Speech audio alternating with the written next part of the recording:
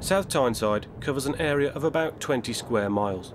In the past, the inhabitants of towns such as South Shields, Hebburn and Jarrow could seek employment in the local shipyards and coal mines. But times have changed, and the traditional industries have closed down or moved away. By any yardstick, the area is now home to some of the most economically and socially disadvantaged families in Britain. It is against this backdrop that the staff of the Alternative Education Service face the challenge of providing full-time education for the young people who have been excluded from the area's mainstream schools. Can you stop the rudeness about other people? This thing is What? So that I don't even want to be in it.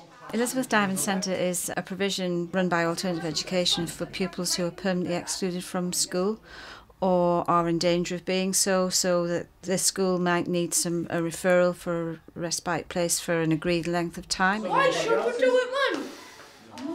A lot of young people here experience quite varying degrees of challenging behaviour. They'll have had lots of problems in mainstream, and the mainstream schools will have worked with all the strategies they can to try and keep the young person in school. Sean, it's not strictly true what you said, is it?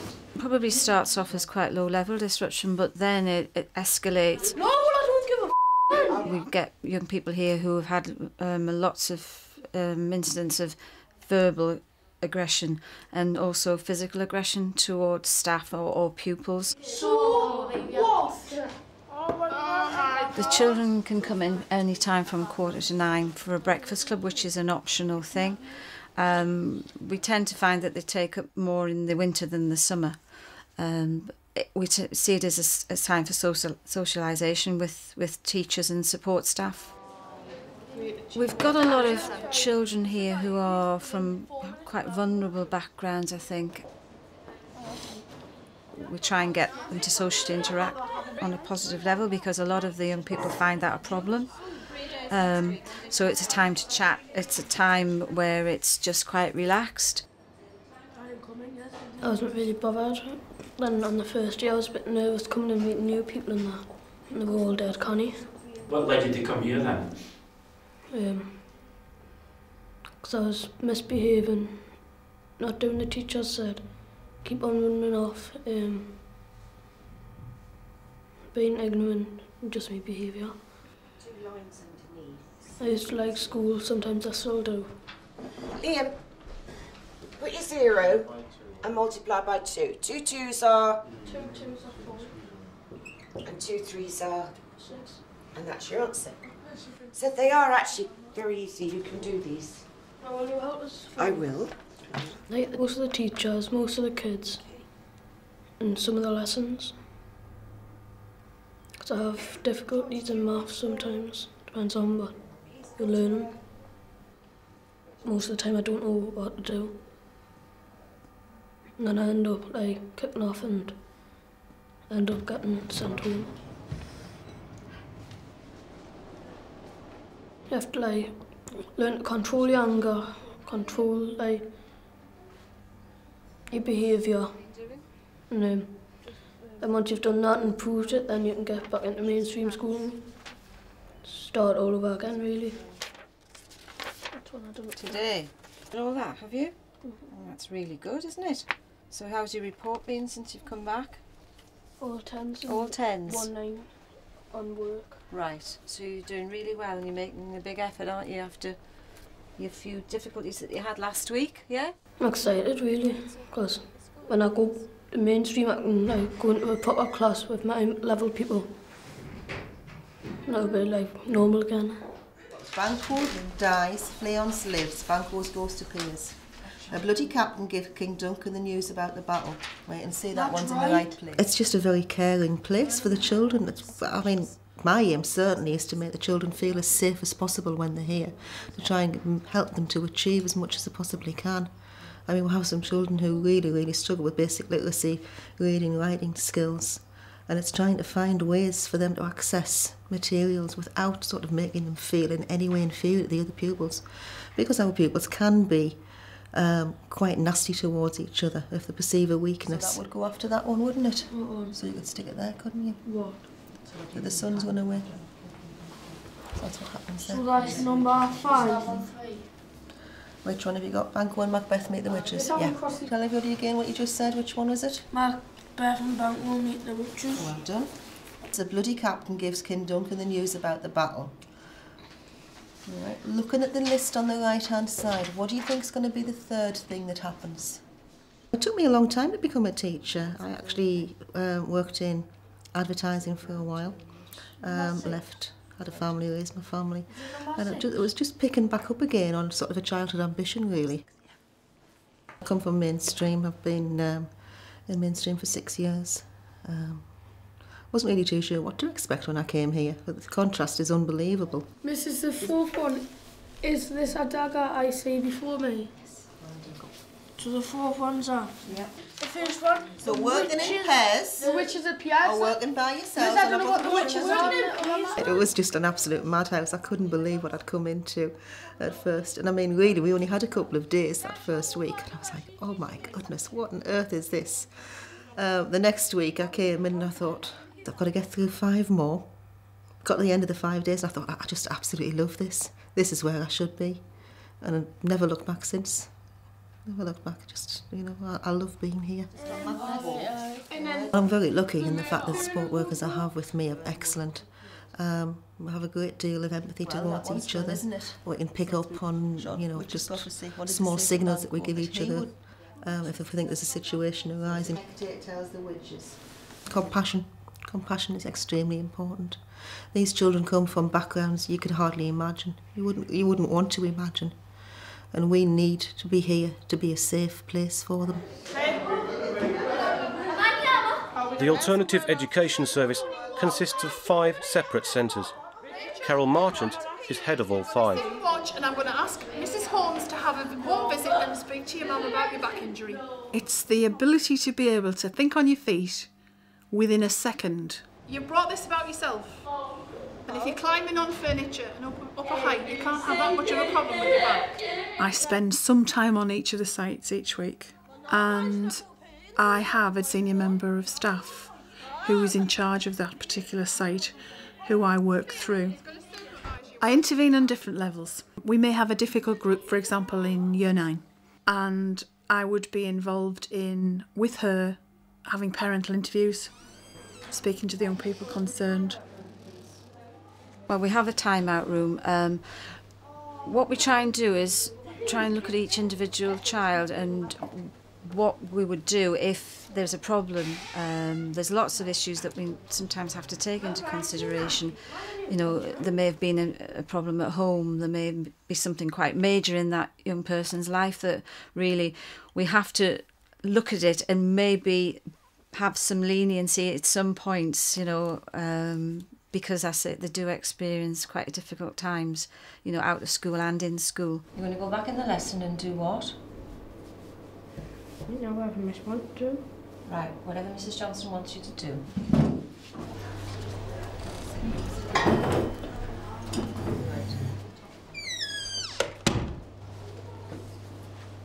It's a safety net for them. They know they can come here and they can act in ways that anywhere else would be considered extremely strange, dangerous. You know, they would be getting themselves into terrible situations.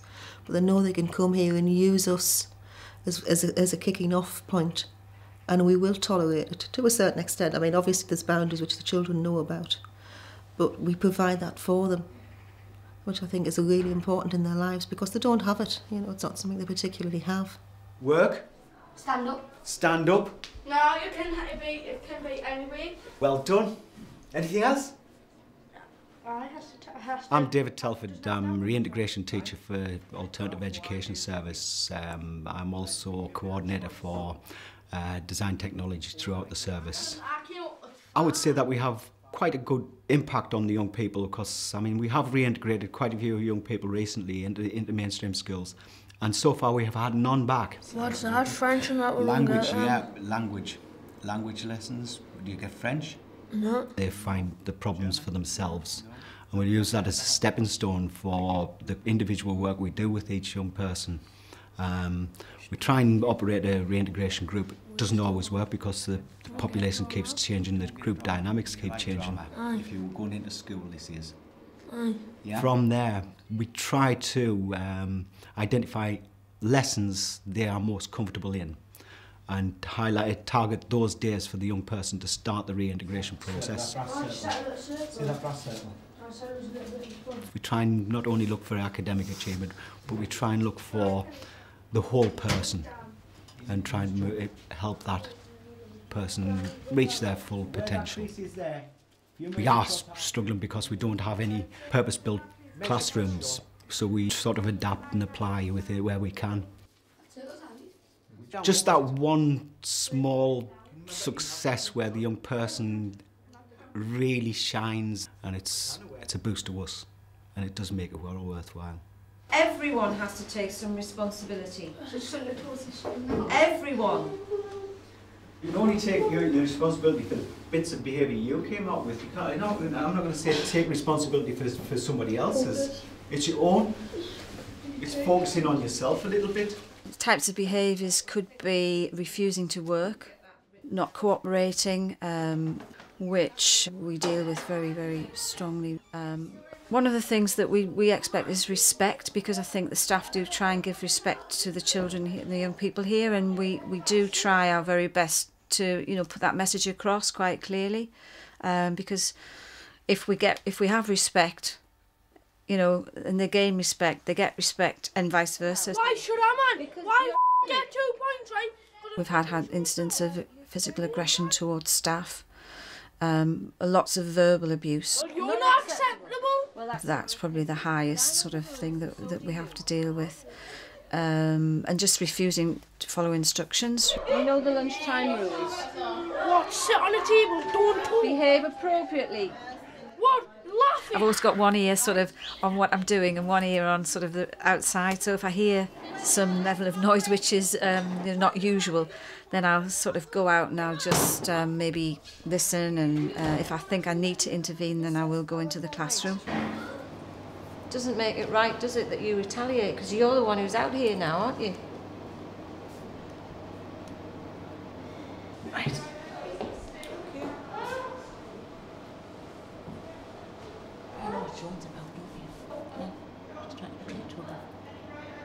It's different every day. It's never 2 days the same. It's hard work. It's very, very hard work and very demanding work.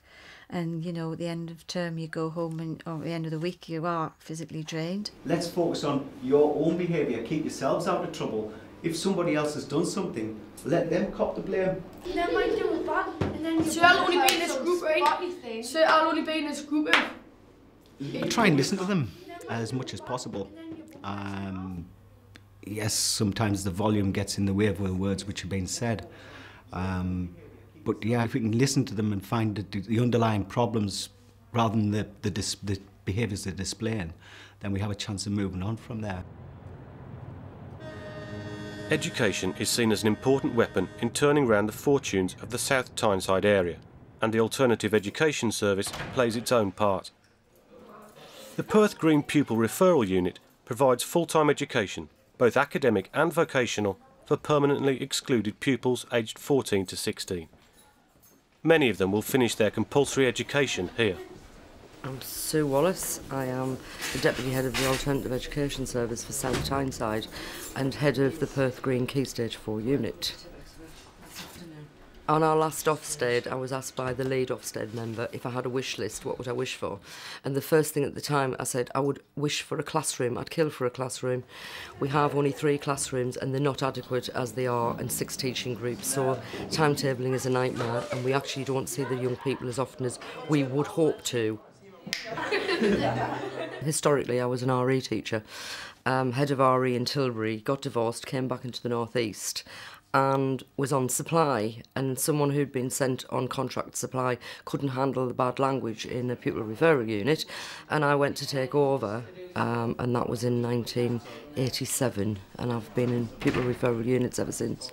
You can stay here and stew, sort your head out, well you can go then, because the alternative is you go. I'm very confrontational, meaning I do confront bad behaviour. Right, fine. Tone it down. Because if we don't get across to the young people that what they say to adults and the way they behave is inappropriate, then we're giving them the wrong message for when they get out into the wide world. And of course they'll find somebody bigger than them that are liable to plant them if they tell them to go forth and multiply. So I do confront their behaviour and make them aware that I don't like it. But what I also make them aware is that I still like them. Have a look at what is expected from you as an introduction to your piece of work. The situation that these children are in is that they have put themselves at such a disadvantage. Whether it's their own fault, behaviour, etc., is irrelevant. They are out of school and they have virtually been told that their education is over. So we do not want to disadvantage them any further than they already are. So we offer a range of national curriculum subjects which mirrors a mainstream. On top of that, we offer a lot of vocational things as well. So we're doing a parallel set of courses so that young people can walk out with 8 or 9 GCSEs plus vocational qualifications, college opportunities. I think we do an awful lot for them.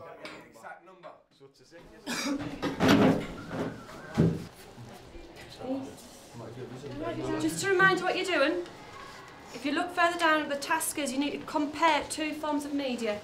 There can be 2 newspaper articles, there can be a film in a newspaper, there can be a magazine, there can be the internet. You can improve the academic skills, but often enough it's just enabling a pupil to come out of the shell and communicate effectively, but improving the ability levels as well. And also to improve the trust with teachers, because they have a bad impression of teachers. Even actually started some sentences to help you off. It's proof for them that they can show the outside world that they've achieved something and that they're not their words that they've used thick, or that that they can achieve. And it's for them, it's their success. It's just happiness for them, really. What were you like as a teenager? Exactly the same as these kids, except having been brought up with a very strict father whom I adored and did not want to be into trouble with, I kept the things that they could possibly find out about down to a minimum. So things like, you are not allowed to smoke. So at 14 I started smoking, truanted from school, got caught, made up a lot of lies, and parents didn't find out, things like that. And I've got a very good memory as to what it felt like to be in my teens, so I probably empathise more with these youngsters as a result. They need to learn to reason, and they need to learn that sometimes when you're challenging them, it's not because you are being nasty to them or you want to be nasty. You simply want a change in behaviour that's got to come from them. Mugs, he's getting snapped at football. I explain to all young people, I haven't got a magic wand or magic dust.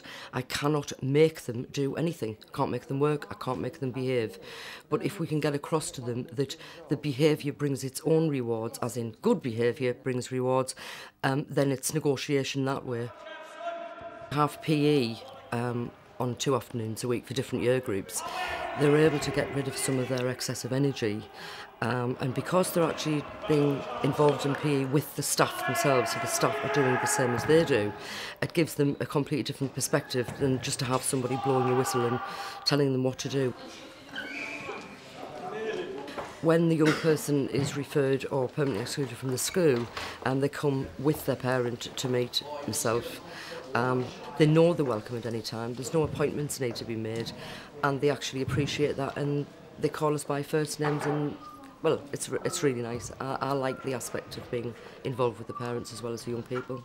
I've always liked Sue because the first time when we actually came for the interview, she says, "You called me Rottweiler because the kids are scared of me, not me being scared of them." And I was like, well, that's excellent, you do that for my thing and I'll be champion, because that's, to me, I don't mind. Teachers have got discipline over the kids, that's fair enough, you go ahead and do that. We also let them know that if the young person doesn't turn up for school, we will ring them on a daily basis.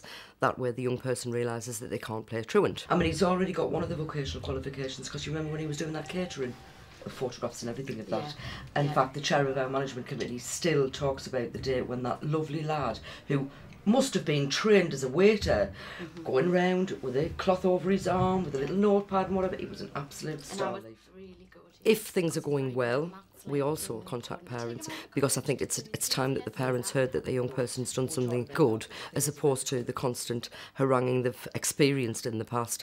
And we also make sure that we don't have the parents think we're blaming them, because I do honestly believe the young people know what they're doing and they know exactly what they're in control of.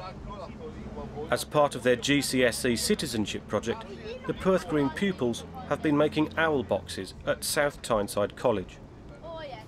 Daniel is one of the group delivering the gifts to the Wildfowl Trust. It's an opportunity to leave the confines of the classroom behind. Daniel obviously got expelled from mainstream school. I just don't think the teachers could control Daniel. Basically, he was sort of a class clown, and it's not like attention-seeking way, look at me, but that's Daniel. I mean, I know Daniel is my son.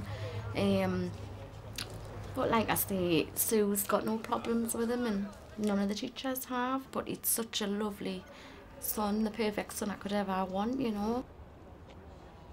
They are fantastic. They are absolutely brilliant. Do you make this one yourself? Yeah. Yeah? Did it take you ages? Just show what you did. It's really good. You've done a really professional job there. That's fantastic. He's obviously been on courses, which I think he's done really loads for being in like alternative education. Then if he was in mainstream school, would he have been on these courses? So that's a really good advantage for Daniel, because like he loves cars, and you know, he did want to be a mechanic when he left school. He's just done really well for himself. When you see them feeding the birds and talking amongst each other and this sort of thing, it's lovely.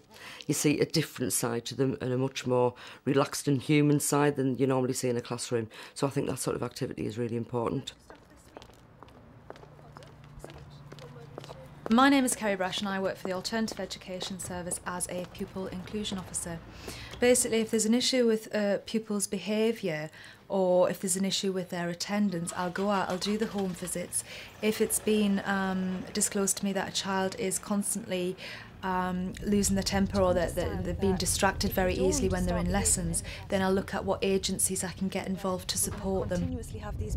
When a pupil is referred to us or they've received a permanent exclusion and they actually join the service, we look at what went wrong in their last school. If it's been a behaviour issue, we'll look at implementing some support from the school mentor so that she can go in and actually do some one-to-one work so we can try and avoid that happening again. Liam, I'm really proud of you. You've done really well. Excellent comments. All of these comments that are down here are really positive comments. How do you feel? Are you proud of yourself?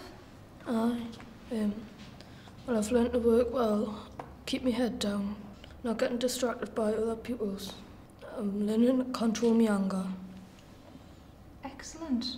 Brilliant. And that's really important as well, you know, that you've learnt now that it was other people who were distracting you from doing the work that you should be doing. And now you're getting your head down. That's going to prove really positive when we take you for interviews in new schools, Liam. That's going to work really well. We do concentrate a lot on getting the pupils to recognise what's gone wrong so that we can try and avoid it happening again. Employment-wise, we do struggle in this area, so a lot of the families that I work with, it's generations of unemployment. You'll have the parents who are unemployed, the grandparents who are unemployed. A lot of the areas that I do go to are actually in the process at the moment of being pulled down to make way for new builds. So there are obviously concerns within the community of areas where there's a lot of antisocial behaviour. We find out firstly what the child is interested in.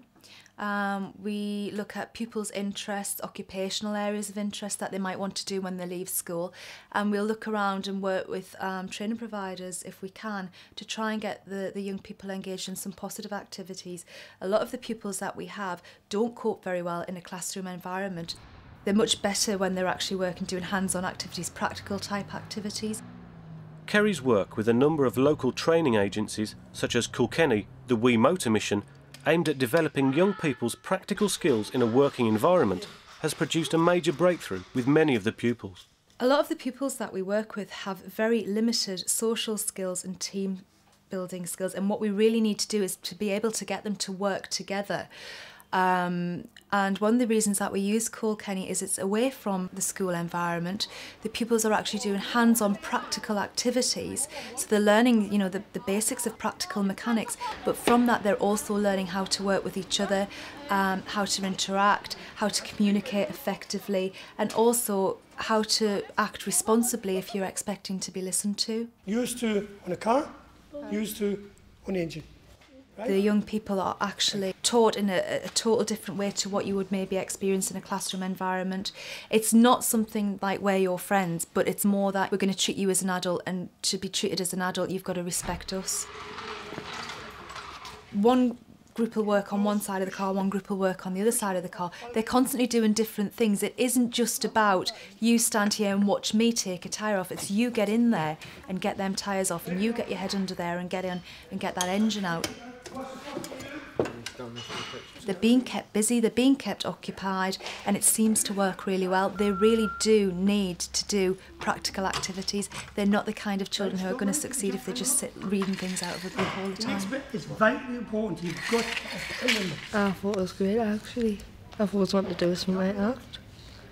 And when I come, like Sam and Sandra, they were get nice and they're canny, and if you didn't want to do something, like you thought you couldn't do it, they wouldn't like force you into it.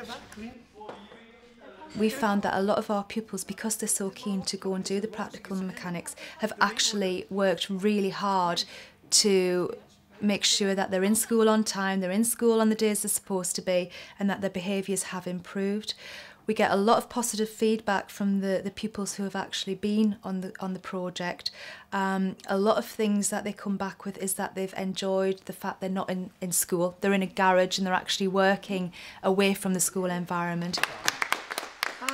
Just looking at the young people and actually getting them into school is job satisfaction, to be honest with you, because a lot of these pupils have had huge issues with attendance, and just getting them onto something like the practical mechanics course, seeing them at the end of the evening when they're getting their awards and seeing the smiles on their face when they're beaming because they've achieved something, which for a lot of these pupils is the first time they've actually achieved something. To go on and reach their own potential, not somebody else's imposed, but their own. Go on and enjoy life and be part of the community. Yay, well done. I always wanted to be a social worker because I want to help young kids, and I want to help kids that have been through loads of trouble and that. Like some of my mates and that, I've been through it with them and it's upsetting, and I want to help with our kids. I want to be with those children, and I actually thoroughly enjoy being with the kind of staff that are attracted to pupil referral units, because they're not typical teachers. Just for them to actually do the best they can and to realise that they do have potential. They're not, you know, society's rejects. They haven't been stuck here because they're a problem to get them out of the way. They're here to learn and to develop and to become useful members of society, hopefully. And that's what I would like for them.